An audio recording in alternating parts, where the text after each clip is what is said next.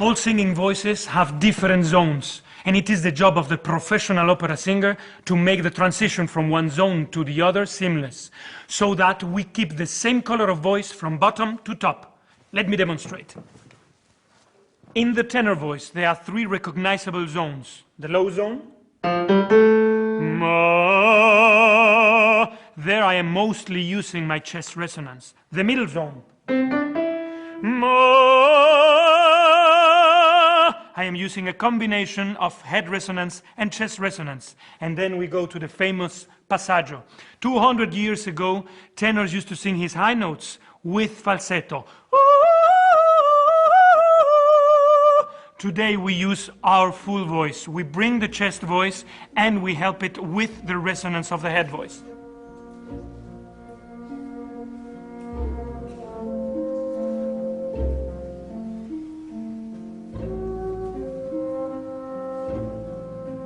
The passaggio is an Italian term used to describe the notes which act as a bridge between the chest voice and the head voice.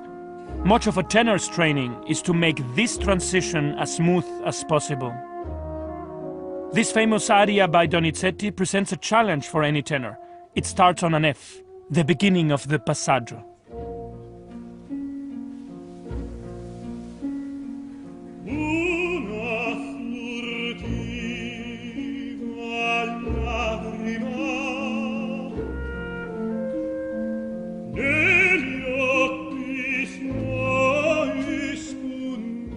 And then it moves up, where I use my head resonance.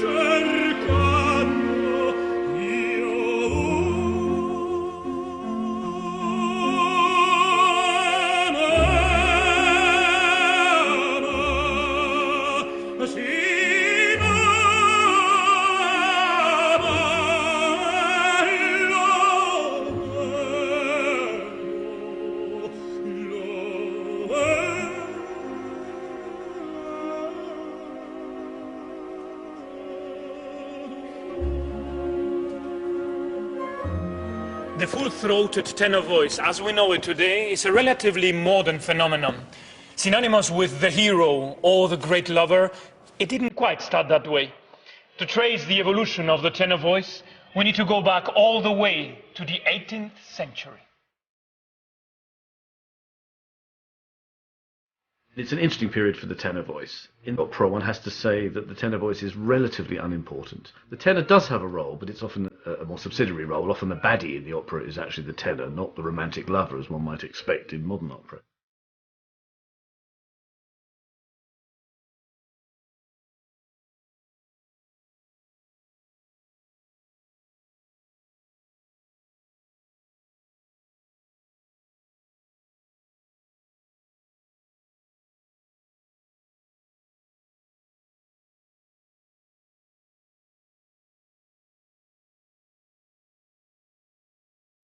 In this aria by Handel, you can hear that he has written music that sits quite low in the voice, and the colors are darker than what we are used to. This was a typical use of the tenor in operas of the period.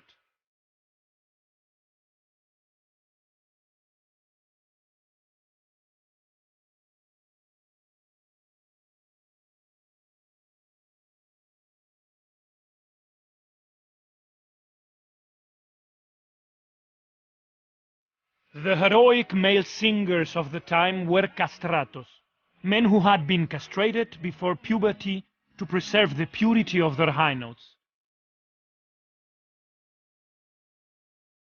These castrato singers had tremendous power. They were, in a sense, singing the tenor type of role 1 octave higher. And this is quite interesting. So these male voices had, all the thrill of the high notes of a soprano, but the physique of a man. It was capable of singing very florid, virtuosic music. And of course these singers were the great superstars of their day.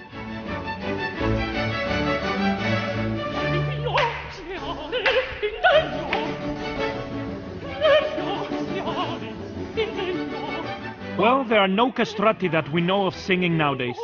But the closest we get to what they might have sounded like is when a man sings falsetto, known as a countertenor. Listen to the extraordinary voice of Christophe Dumont in this production of Handel's opera Giulio Cesare.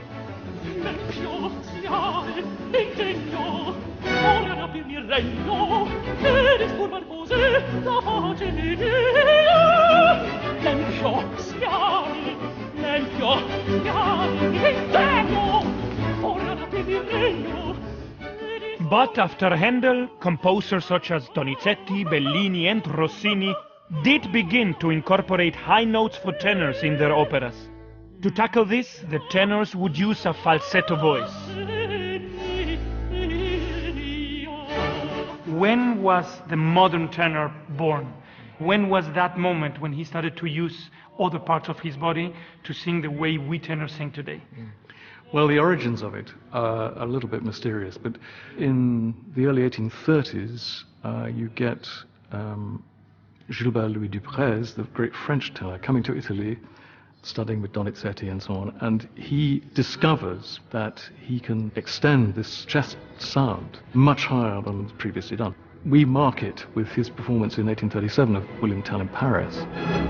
The performance was a sensation, as the tenor Roberto Alagna explains.